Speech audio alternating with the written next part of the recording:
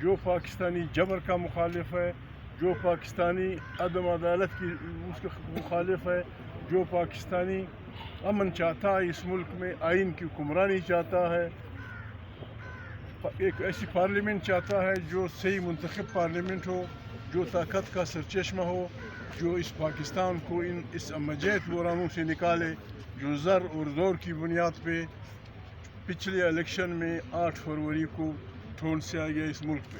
ہمارا ملک اپنی بدکاریوں، ہماری اپنی بد اخلاقیوں، بد کرداریوں کی وجہ سے روز بروز مزید بحرانوں میں پھنس رہا ہے۔ ہمسایوں کے ساتھ ہمارے تعلقات بگڑ رہے ہیں، ہم دنیا میں تنہا ہو گئے ہیں، صرف اس اور ایک ایسی حکومت جو خود بھی جانتی ہے کہ وہ حکومت نہیں ہے، جن کے گھر والے جانتے ہیں کہ وہ حکومت ہار چکے ہیں۔ اس سلسلے میں تحریک تحفظ آئین پاکستان نے 8 فروری کو تمام پاکستان کے جمہوری ہر طبقے ہر واک آف لائف کے لوگوں سے اپیل کی ہے کہ اس دن اپنا احتجاج ریکارڈ کرنے کے لیے، ساری دنیا کو بتانے کے لیے مہربانی کریں ہمارا ساتھ دیں۔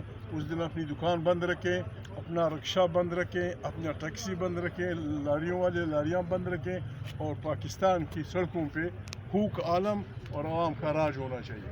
ہم اس سلسلے میں لاہور جا رہے ہیں، بڑی مہربانی، بہت سارے MPs آئے ہیں یہاں۔ ایک بات میں کہہ دوں کہ پاکستان کی تاریخ میں پہلی دفعہ اس میں سارے MPs شامل ہیں، کھڑے ہیں، صدارت کا انتخاب ہوا۔ صدارت کا انتخاب ہمارا ایسے آدمی کے خلاف تھا جو ان باتوں کا ماہر ہے، لیکن پاکستان کی تاریخ میں یہ بات رقم ہوئی کہ اس الیکشن میں ایک ووٹ بھی نہیں بکا، ایک ووٹ بھی نہیں بکا۔